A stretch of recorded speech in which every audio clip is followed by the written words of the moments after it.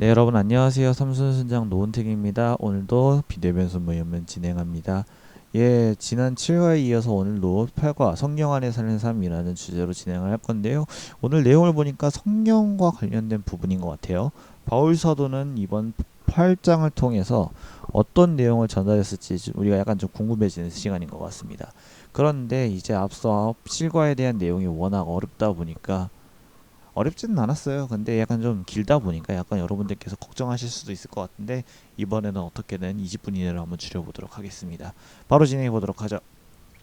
오늘의 내용은 이렇습니다. 총 3가지로 진행해요. 늘 똑같을 거예요. 자, 들어보면 일단은 오늘은 로마서 8장 읽고 진행해 주시면 됩니다. 그리고 앞으로 교주교재에는 성경 말씀이 들어가지 않으니 여러분들께서는 지참하실 때 성경책, 교재 그리고 보조 교재 이렇게 총 3개를 가지고 진행해 주시면 될 것 같아요.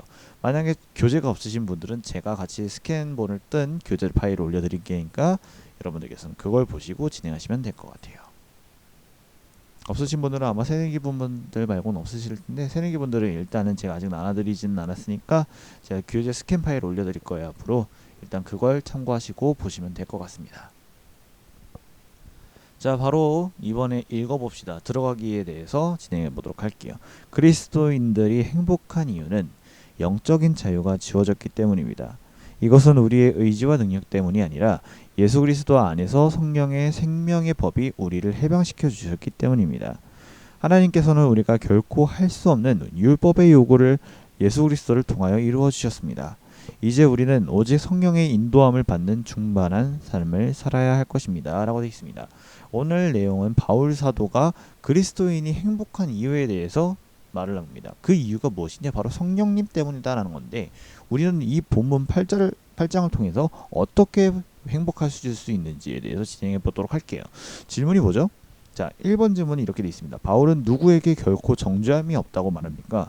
그 이유는 무엇입니까? 라고 되어 있는데 일단 본문 8장 1절에서 2절을 한번 읽어볼게요. 여러분 성경책 꼭 피시고 스탑 버튼 누르신 다음에 한번 읽어보세요. 그러므로 이제 그리스도 예수 안에 있는 자들에게는 결코 정죄함이 없나니 이는 그리스도 예수 안에 있는 생명의 성령의 법이 죄와 사망의 법에서 너를 해방하였습니다. 라고 되어 있어요. 답은 나왔어요. 답은 뭐죠? 자, 첫 번째 돼 있죠. 그리스도 예수 안에 있는 자들이라고 돼 있습니다. 왜? 예수 그리스도 안에 있는 생명의 성령의 법이 이 생명의 성령의 법이 무슨 뜻이냐면 생명의 법과 성령의 법을 한꺼번에 붙여놓은 거예요. 이 법들이 죄와 사망의 법에서 해방시켰기 때문이라는 거예요. 자, 그렇다면 설명을 좀 해드릴게요. 법이라는 건 무엇이죠? 우리 헌법이나 민법, 형사법, 뭐 청소년 보호법, 아청법, 뭐 이런 법이라는 게 무엇을 뜻해요?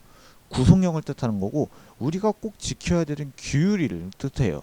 근데 이 법이라는 것이 성경에서의 어떤 것을 성경에서 적용을 한다면 구속령을 갖게 되는데 특히 이 죄와 사망의 법 같은 경우에는 사람을 쥐고 흔들 수밖에 없는 법이라는 거예요. 이 법은 사람을 쥐고 흔들기 때문에 이 법으로 인해 우리가 죽음을 당할 수밖에 없고 죄를 지을 수밖에 없는 거예요. 그런데 이 법을 벗어날 수 있는 유일한 길이 무엇이냐면 예수 그리스도 안에 있는 생명의 법과 성령의 법이다라고 바울 사도는 강하게 말을 하고 있습니다. 자, 이렇게 말을 하고 있는데요. 다음 걸 한번 제가 더 설명을 드릴게요. 바울은 어떤 사람인가요? 이렇게 써져 있어요. 죄와 죽음의 고민 속에서 죄에 대한 고민, 죽음에 대한 고민을 늘 고민하셨던 분이에요. 번민의 세월을 보냈던 사람이라는 게 뭐냐면 오랜 시간 동안 이 죄와 죽음에 대해서 계속 고민했다라는 거예요. 이 죄는 무엇이며 이 죽음에 대해서는 무엇이며 계속 고민하셨고 힘들어하셨어요. 심지어 지난 시간에 보시면 여러분들 보셨잖아요. 난 내 스스로가 굉장히 고백까지 하셨잖아요. 바울사도 난 내 스스로가 연약한 사람이다라고. 근데 이 바울 소더가 이 고민에서 해결할 수 있는 해방될 수 있는 방법은 단 한 가지밖에 없었어요. 무엇이다? 바로 밑에 있는 그리스도의 십자가를 우러러보는 것이었다 라는 거예요. 즉 그리스도의 십자가, 예수님의 십자가를 다시 우러러본다는 것이 우리가 이 죄와 사망의 고민 속에서 벗어날 수 있는 유일한 길이라는 거예요. 여러분들께서 만약에 어떤 고민이나 어떤 죄로 인해서 막 힘들어하시면 여러분들께서는 자연스럽게 두 손을 모으시고 기도하시면 돼요. 주님, 지금 내가 죄를 짓고 내가 지금 죽음에 대해서 고민하고 있습니다. 저를 도와주세요라고 하면 바울 사도처럼 예수님께서 도와주신다는 거예요. 자, 그렇다면 성령이라는 건 뭐예요?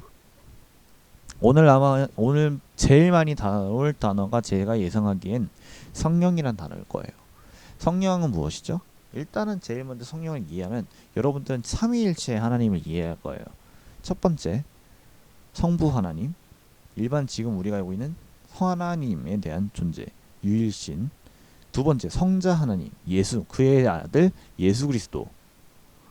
세 번째, 성령 하나님, 영이신 하나님이라는 뜻인 거예요.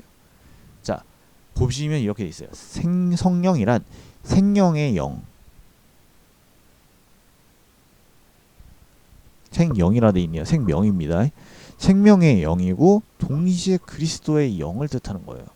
자, 그리스도의 영이 하나님이 아닌 사람의 마음에 들어가게 되면 그 죄와 죽음은 금세 마음속에서 쫓겨난다는 거예요. 이게 무슨 뜻이냐면 성령님을 우리가 영접하게 된다면 우리는 죄와 죽음의 권능에서 벗어나게 된다는 거예요. 좀 더 명확하게 설명을 드리자면 예수님께서 공생의 사역을 다 마치셨어요.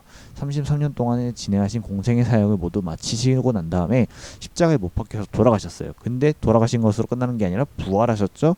그리고 난 다음에 승천하시게 되잖아요. 그러면서 예수님께서 말씀하신 게 뭐냐면 내가 너희를 도울 보혜사를 보내주겠다라고 했는데 그 보혜사가 누구냐면 바로 성령인 거예요.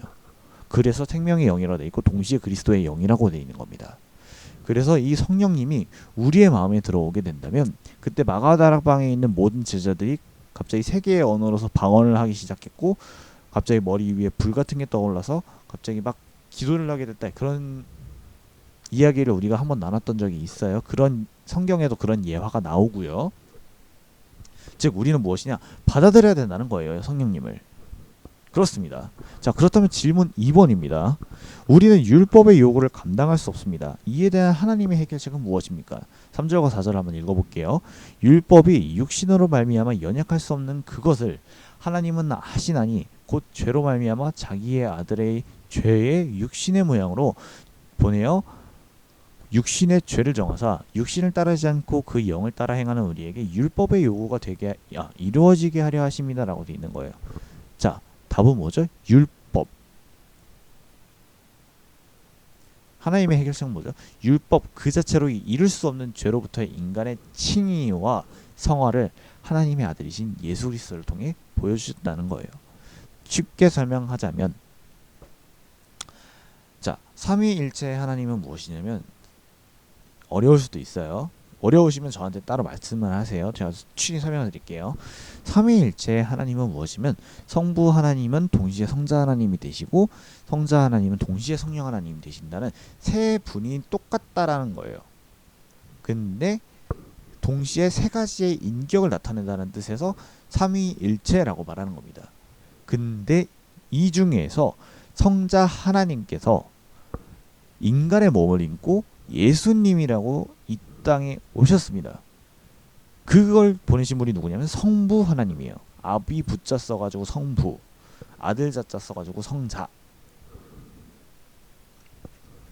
그랬는데 즉 무엇이냐면 예수님을 성부 하나님께서 보내셔서 예수님을 통해서 율법에 대해서 율법의 요구를 감당할 수 있게 하셨다라는 거예요. 즉 무엇이냐? 하나님의 해결책은 자신의 아들인 예수님을 보내셔서 그 예수님을 죽임으로 인간을 구원시키셨다 라고 이해하시면 됩니다. 자, 보시면 죄에 있는 육신의 모양이라고 3절에 나와 있어요. 이는 무엇을 뜻하냐면 그리스도의 성육신을 뜻하는 거예요. 여기서 성육신은 무엇이냐면 진짜 인간의 몸을 입었다라는 거예요. 즉 예수님의 그 성품이 인성이 사람의 몸을 입고 나타났다는 걸 성육신이라는 단어를 써요. 아마 오늘 8과가 제일 어려울 거예요. 그리고 3절에 이렇게 나와 있어요. 육신의 죄를 정하사라고 되어 있는데 즉 인간이 죄를 향한 하나님의 벌이 예수님에게 내려졌다는 거예요. 예수님은 원래 하나님이시잖아요. 근데 하나님이 성령을 입고 오셨어. 근데 그 죄가 우리한테 원래는 인간의 죄는 우리가 받아야 되는 거예요. 죽음이라는 벌로. 근데 그 하나님의 벌이 죽음이란 벌이 예수님께 왔다는 거예요. 즉 하나님께서는 예수님에게 육신의 죄를 선고하셨다라고 이해를 하시면 됩니다. 즉 예수님이 당하신 죽음에 대해서 이야기를 하는 거예요. 이거는. 자, 그렇다면 조금 더 나아간다면 그리스도의 죽음은 무엇인 거냐면 우리를 대표해 모든 인류를 다 대표해서 죽으셨어요. 그래서 우리는 구원을 받았다는 거예요. 인류가 받을 죄를 대신해서 선고했다는 건 받았다. 대신 짊어졌다. 그 주책을 짊어지고 당한 죽음이라는 거예요. 자, 일단은 참고되어 있는 53장 4절에서 6절 읽어볼 건데 여기서 사는 무엇을 뜻하는 거냐면 이사야서를 뜻하는 겁니다. 구약 성경에 있는 이사야서를 찾아보시고요. 53장 4절에서 6절 한번 읽어볼게요. 그는 실로 우리의 질고를 지고 우리의 슬픔을 당하였거늘 우리는 생각하기를 그는 징벌을 받아 하나님께 맞으며 고난을 당한다 하였노라. 그가 찔림은 우리의 허물 때문이요 그가 상함은 우리의 죄악 때문이라. 그가 징계를 받음으로 우리는 평안을 누리고 그가 채찍에 맞음으로 우리는 나음을 받았도다. 우리는 다 양 같아서 그릇 행하여 각기 제갈 길로 가거늘 여호와께서는 우리의 죄악을 그에게 담당시키셨도다 라고 되어 있어요. 앞서 제가 말한 설명들이 구약 성경에 나와 있어요. 신기하지 않나요? 신약시대에서 벌어진 일이 몇백 년 전에 몇천 년이죠. 거의 몇백 년인가 몇천 년인가 여튼 그 전에 있던 이사야서에서 나온 거예요. 자, 보시면 그는 실로 우리의 질고를 지고 우리의 슬픔을 당했다. 징벌을 받아 하나님께 맞으면 고난을 당한다. 그가 찔림은 우리의 허물 때문이고 그의 상함은 우리의 죄악 때문이다. 그가 징계를 받는 이유는 우리가 평안을 누리고 그가 채찍에 맞으면 우리는 나음을 받았다. 우리는 다 양 같아서 그릇을 행하여 각기 제각길로 가거늘 여호와께서는 우리의 죄악을 모두 그에게 담당시키셨도다. 누구예요? 예수님이에요. 이거란다. 이분은 다 예수님인 거예요. 구약 시대에 나왔던 그 이사야서라는 그 성경에서 나온 그라는 인물은 신약 시대에서 예수님, 하나님의 아들이신 예수님을 뜻한다는 거였어요. 자, 이거 읽어볼게요. 그리스도의 죽음과 부활을 통해 오신 성령을 따라 행하는 성도들은 하나님의 칭의 아래 하나님의 법에 자발적으로 순종하는 삶으로써 궁극적으로 바라시는 성화와 거룩으로 나아가게 된다는 거예요. 자, 앞서 말씀드린 그 이사야서에 나와있던 몇백 년 전에 예언되었던 그 예수님에 대한 죽음, 부활에 관련된 이야기들은 실질적으로 신약시대에 와서 일어나게 됐고요. 그 후에는 우리는 하나님께 순종하게 돼요. 왜? 예수님께서 우리 대신에 죽었고 부활하셨으니까. 그리고 그 이후에 오신 성령님을 따라 행하게 돼요. 그래서 하나님의 칭의라는 건 의롭다함을 칭하다라는 뜻입니다. 그 하나님께서 우리를 의롭다 칭해 주셨어요. 그리고 그 아래 하나님의 법에 자발적으로 우리는 순종하게 됩니다. 왜? 그리스도인이니까. 그리고 그 삶을 살아가게 되고요. 그리고 하나님께서 정말 궁극적으로 바라시는 성화와 거룩에도 나아가게 되는 겁니다. 하나님을 찬양하고 하나님께 예배드리는 삶으로 나아가게 된다라는 뜻인 거예요. 어렵습니다. 자, 성령을 따라 행한다는 것을 반대적인 의미로 무엇이냐면 육신을 따라 행한다는 건데 성경에서 육신을 뜻하는 것은 거의 대부분 죄를 뜻한다고 생각을 하시면 돼요. 이 율법의 요구라는 건 무엇이냐면 이렇게 되어짐에 대한 공식적인 선포예요.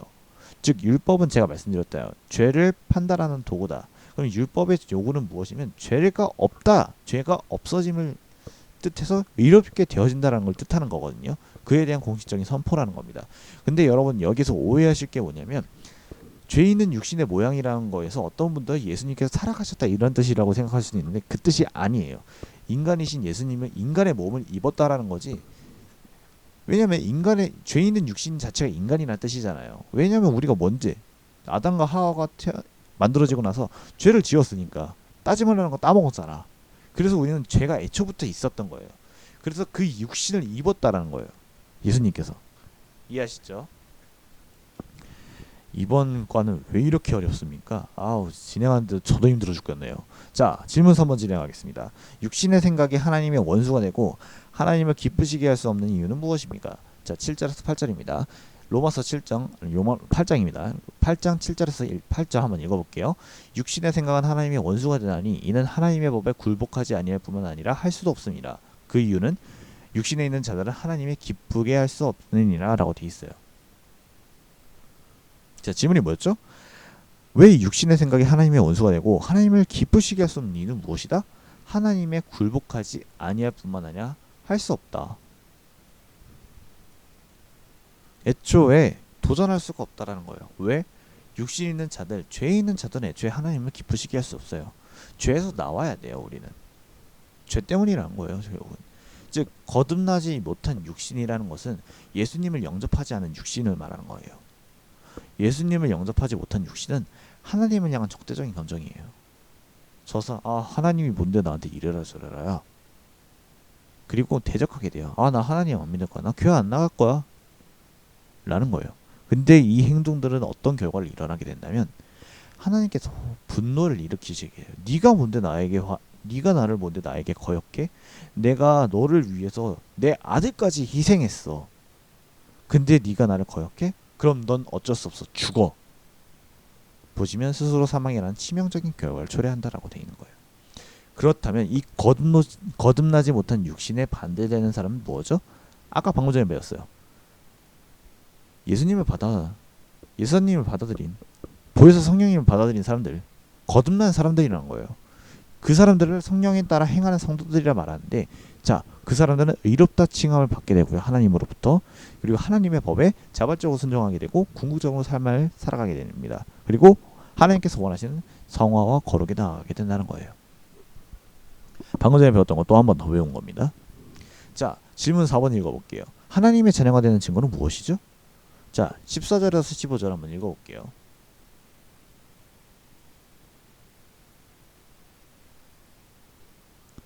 자, 무릇 하나님의 영으로 인도함을 받는 사람은 곧 하나님의 아들이라.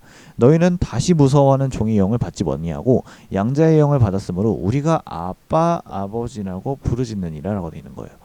다음 무엇이다? 하나님의 영을 받고 그 영의 인도함을 받는다라는 거예요.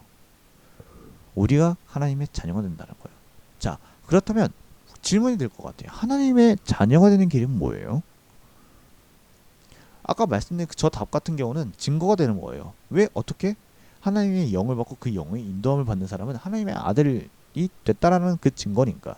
그러면 하나님의 아들은 어떻게 돼야 돼요? 되는 길, 되는 방법은 무엇이죠? 요한복음 1장 12절입니다. 저기서 보는 요라는 거는 요한복음을 뜻하는 거예요. 신약 성경에 있습니다, 여러분. 읽어드릴게요. 영접하는 자 곧 그 이름을 믿는 자에게는 하나님의 자녀가 되는 권세를 주셨다는 거예요. 즉 무엇이다? 그 이름을 믿는, 예수님을 믿는 자, 하나님을 믿는 자는 곧 그 이름을 믿는 자라는 거예요. 아시겠죠? 자, 하나님은 예수님을 영접합니다. 그리고 하나님의 아들로 믿는 자에게는 성령을 부어주시게 돼요. 보혜사 성령님. 그를 하나님의 자녀로 삼아주시고 그들로 하여금 아바 아버지, 들어보셨을 거예요. 아빠 아버지로 부르게 한다는 거예요. 옛날 고서에는, 옛날 한글 성경에는 아바 아버지로 되어 있는데 아빠 아버지도 맞습니다. 자, 16절 보시면 이렇게 되어 있어요. 성령이 친히 우리의 영과 더불어 우리가 하나님의 자녀인 것을 증언하시나니 라고 되어 있습니다. 자, 뭐다? 성령이 우리 하나님을 자녀임을 증언해주는 추가적인 말인 거예요. 성령님을 받았다는 그 자체가 하나님과 우리가 자녀 관계라는 걸 알려준다는 거예요. 자, 우리 질문 3번에 나와 있던 그 답인데, 우리가 방금 전에 우리는 배운 거 뭐죠? 하나님의 자녀가 되는 방법이었죠. 하나님의 자녀가 되지 못한 사람은 무엇인 거냐면 무서워하는 종의 영입니다. 즉 죄와 사망의 권세를 받아들이는 사람들을 말하는 거예요.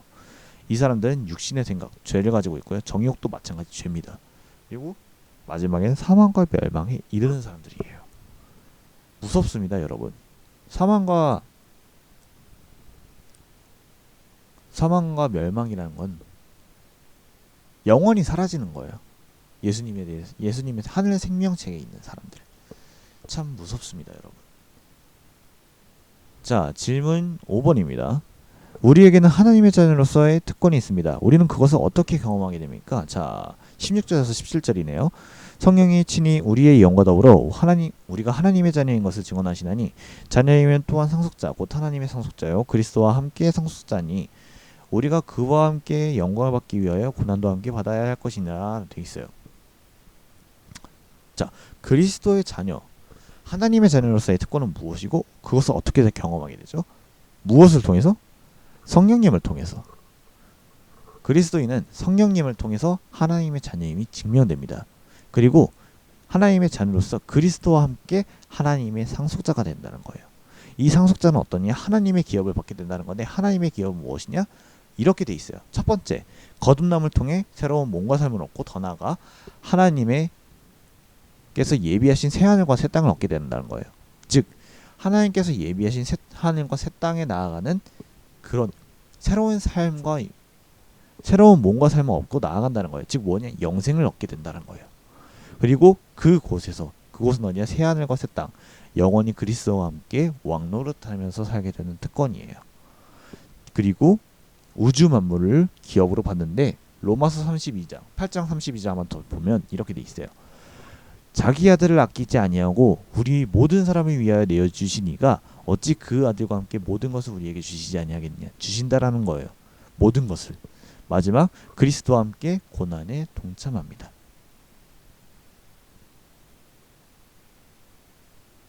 자, 그리고 18절에 이렇게 되어 있어요. 이 그리스도와 함께 고난을 만든다는 것은 자체가 영광을 받다는 건데, 이 고난은 기업, 그 큰 영광을 뜻하는 거예요. 본문에 나와 있지 않지만 추가적으로 더 설명할 수 있어 이렇게 가져와 봤어요. 크리스천 가운데 고난은 장차 받을 영광에 비하면 너무나도 작은 거예요. 이 지금 현재 우리가 영생이라는 이 삶에서 하나님과 같이 살아갈 그 행복한 삶이라는 그 안에서 지금 현생 우리가 살고 있는 이 인생에서의 고난은 극히 작은 것 뿐이에요. 근데 그 극히 작은 거에 우리는 신음하고 아파하는 건다는 거예요. 그걸 알기 때문에 바울은 현재의 고난 가운데 내일의 찬란한 영광을 바라보았고요. 더 나을 거야. 그리고 우리가 죽고 난 이후에 예수님과 함께 살아가는 그 삶이 더 나을 거야 라는 그런 생각을 가졌고, 뛰는 가슴으로 환희와 노래를 불렀다는 겁니다. 이렇게 해서 질문을 마무리게 되었습니다. 자, 이제 생각하기 진행해 보도록 할게요. 한번 읽어볼게요. 성령은 또 다른 말로 보혜사라고 합니다. 이 말은 그리스어로 파라클레토스라고 하는데, 옛날 그리스 법정의 변호인을 뜻합니다. 혹은 도움이라는 뜻도 있어요. 그런데 당시 파라클레토스는 대부분 친구였습니다. 즉 파라클레토스는 희생을 각오하고 친구의 무죄를 위해 변호하고 힘과 위로가 되어주는 절친한 친구였습니다. 하나님께서 우리에게 성령을 보내주신 이유도 같습니다. 성령님은 우리가 기도할 수 없을 때 우리를 대신해서 말할 수 없는 탄식으로 기도하십니다. 또 말씀을 들을 때에는 깨닫게 하십니다. 죄를 깨닫고 하나님의 자녀답게 살아가게 하도록 하십니다. 이러한 성령님을 인도하심을 받는 사람이야말로 하나님의 자녀입니다. 라고 되어 있습니다. 예수님께서 이렇게 말씀하셨어요. 내가 보혜사를 너희에게 보내니라고 되어 있는데, 그 보혜사가 성령님입니다. 우리는 그 성령님을 받고 신앙생활을 하게 되는 거예요. 여러분들이 지금 현재 20살이 되고 나서 고등학교 때, 청소년들 때, 남들은 다 주일날에 노는데 나는 왜 주일날에 못 놀아라고 하면서 약간 좀 그 시간적인 상황에서 아까워할 때 아까워하지 않으셨으면 좋겠어요. 여러분들은 더 나은 미래를 위해서 지금 현재 투자를 하고 계신 거예요. 영생이라는 그 값어치를 얻기 위해서 지금 여러분들은 예수님을 영접하고 성령님을 영접하여 그 성령님의 도우심의 안에서 같이 우리랑 예배를 드리는 겁니다. 여러분들 절대 아까운 게 아니에요. 그렇게 생각해 주셨으면 좋겠습니다. 자, 적용과 나눔 진행하도록 하겠습니다. 적용하기 1번, 나의 생활에서 성령의 인도하심과 도우심을 구해야 할 것들을 나눠주세요. 두 번째, 나누기입니다. 도덕적으로 깨끗하게 사는 것과 성령의 인도하심을 받는 것은 어떤 차이가 있는지 나눠주세요. 세 번째, 하나님의 자녀가 받는 영광에는 고난도 있습니다. 당신에게 찾아온 고난을 어떻게 생각했고 극복했나요? 라는 부분이네요. 일단 여러분들께서는 이 질문에 대해서 나누고 싶으시면 나눠주시고요. 아니면 전체적인 영상을 보시고 난 다음에 이거에 대해서 나누고 싶다라고 말씀하시면 그거에 대해서 나눠주시면 될 것 같습니다. 저의 나눔을 한번 진행해 보도록 할게요. 첫 번째, 저의 생활에서의 성령광님의 인도하심과 도우심은 늘 솔직히 말해서 통제를 해야 돼요. 솔직히 말해서 인간은 늘 죄를 지어요. 주님 잘못했습니다 라고 회개하면 뒤돌아서 죄를 짓는 게 인간이에요. 여러분, 저도 그렇고 여러분들도 그럴 거예요. 아마 솔직하십시다 우리. 솔직해져요. 저도 솔직해지고 있는데 거짓말 치지 마. 다 알아 나. 그러니까 우리는 늘 솔직히 말해서 늘 성령님과 인도하심 받아야 돼요. 그래서 저는 큐티라는 것도 맨날 해야 되고 해야 되는 게 아니라 하고 싶어 해야 되는 거. 그렇죠. 해야 되는 게 맞는 거군요. 큐티도 해야 하고 찬양도 열심히 들어야 된다고 저는 생각을 해요. 그것이 우리가 해야 되는 의무라고 생각을 해요. 왜? 너 나은 미래를 위해서. 자, 도덕적으로 깨끗하게 사는 것과 성령님의 인도하심을 받는 것은 어떤 차이가 있냐면 결과가 달라요, 여러분. 도덕적으로 깨끗하게 사는 것은 당연해요. 근데 만약에 이 안에 예수님이 없다면 그냥 그 사람은 착한 사람에 불과합니다. 근데 성령님을 인도하심을 받는 것은 성령님께서 인도하셨기 때문에 우리가 착하게 살 수 있는 거고, 또한 성령님께서 인도하셨기 때문에 우리는 더 나아가 영생이라는 결과를 얻게 되는 거예요. 자, 하나님의 자녀가 받는 영광에는 고난도 있습니다. 지금 현재 우리는 고난이라고 했는데 이걸 고난이라고 생각하지 마세요. 그 영광이라고 생각해야 된다는 거예요. 근데 저는 고난을 어떻게 생각했냐? 그냥 저는 성장하기 위한 도구라고 생각했던 것 같아요. 여러분들도 여러분만의 고난이 있을 거예요. 사람마다 사는 게 다르기 때문에 여러분 사람에게 다가오는 고난은 다 달라요. 비슷할 수도 있고 다를 수도 있어요. 근데 제가 살아온 고난과 제가 살면서 받아온 고난과 지금 현재 여러분들 이걸 듣고 계시는 여러분들에 대한 고난도 좀 다를 거라고 생각해요. 근데 고난이라고 생각하지 말았으면 좋겠어요. 아, 지금 형 당장 힘들고 힘들더라요. 예수님께서 왜 예수님께 내 기도 안 들어주시지? 하나님이 없는 건가라고 생각하고 교회를 떠나는 분도 많으실 거예요. 근데 잘 생각해 보세요. 그 시기를 조금만 참고 나중에 생각을 해본다면 그 시기를 통해서 하나님께서 나에게 주신 게 있으실 거예요. 그 부분이 바로 그때의 고난이었지만 지금 현재로서는 영광인 거예요, 여러분. 나누기라고 됐는데 어느샌가 설명을 해버렸네요, 제가. 여튼 저는 그렇게 생각합니다. 여러분들의 이야기를 듣고 있으니까 여러분들 적극적인 게시판 댓글 부탁드립니다. 원래 아멘도 좋아야 되는 게 맞는 거거든요. 약간 좀 아멘이 프리패스의 도구가 되는 듯한 느낌이 돼서는 안 돼요, 여러분들. 제발 그러니까 프리패스가 아니라 여러분들의 저는 이야기를 듣고 싶어요. 우리 만났잖아요. 우리 성령님을 통해 만났으니까 하나님께서 여러분 솔직히 말해서 우리가 서로서로가 보혜사예요. 우리는 서로서로가 파라클레토스가 돼야 되는 겁니다, 여러분. 그렇기 때문에 여러분들의 이야기를 듣고요. 아무래도 근데 여기서 맞춰야 될 것 같습니다. 근데 약간 좀 걱정이 되는 부분이 뭐냐면 오늘 부분이 약간 좀 굉장히 어려웠어요, 여러분. 그렇기 때문에 약간 걱정이 돼요. 대신에 여러분들 만약에 진행하다가 너무 어렵거나 약간 좀 이해가 안 된다는 부분이 있으시면 언제든 저한테 연락을 하세요. 저도 해결할 수 있는 부분에서 연락을 도와드리고, 아니면 이 부분에 대해서는 목사님께 따로 제가 한번 더 여쭤봐서 진행해 보도록 하겠습니다. 여러분 늦은 시간 오늘도 영상이 30분이 다 돼갔네요. 오늘까지만 이렇게 길 거라고 저는 생각합니다. 여러분 죄송합니다. 이렇게 길지 않도록 하겠습니다. 네, 그러니 한 주도 잘 보내시고 코로나19로부터 늘 안전하세요. 오늘도 고생 많으셨습니다. 한 주도 승리하세요. 안녕. 다음 주에 만나요.